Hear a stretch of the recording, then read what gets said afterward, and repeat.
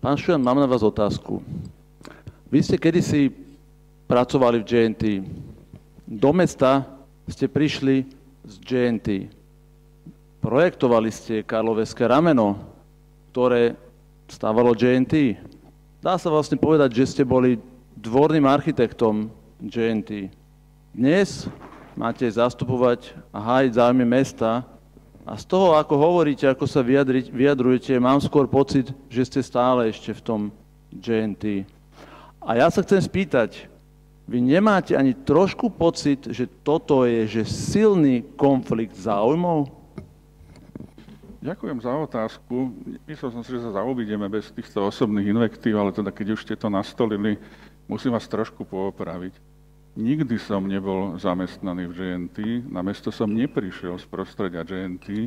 30 rokov som mal vlastnú architektonickú kanceláriu a áno, robil som aj projekty na JNT, ale všetky väčšie projekty vrátane Karloveského ramena na základe víťaznej vyzvanej súťaže. Čiže tvrdiť, že som prišiel z prostredia JNT, musím povedať, už toto párkrát padlo to slovo, že číre klamstvo. Pracovali ste a navrhovali ste pre JNT, áno, mali ste s nimi asi úzke vzťahy, keď ste im navrhli Karloveské rameno a neviem, možno ešte aj niečo iného. Takže to snad nepopierate. A prosím vás, nebuďme takí útlocitní. V čom konkrétne bola invektíva voči vašej osobe? Prosím, konkrétne povedzte, s čím som vás urazil, nejaké uražlivé slova alebo niečo. Ja som sa len pýtal a som povedal, že sa to dá nazvať, že ste dvorným architektom JNT. To predsa není žiadna invektíva. Strašne sme tu útlocitní, však ja sa len slušne pýtam, či tam nevidíte konflikt záujmov. Ja som vás nejako neurazil.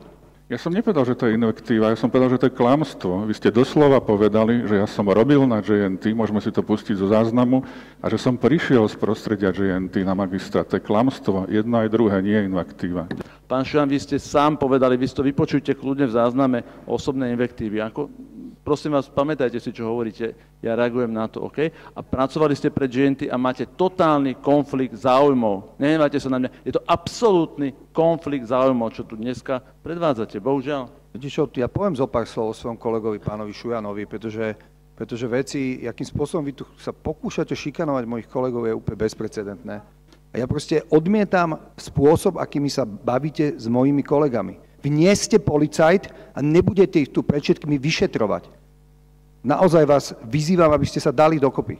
Dneska už naozaj preháňate a prekračujete všetky čiary. Koho tu ja šikanujem?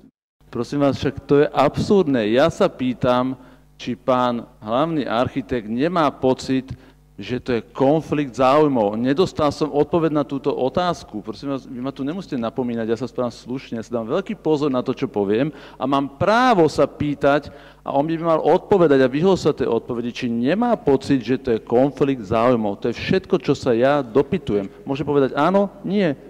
Pán hlavný architekt? Nie.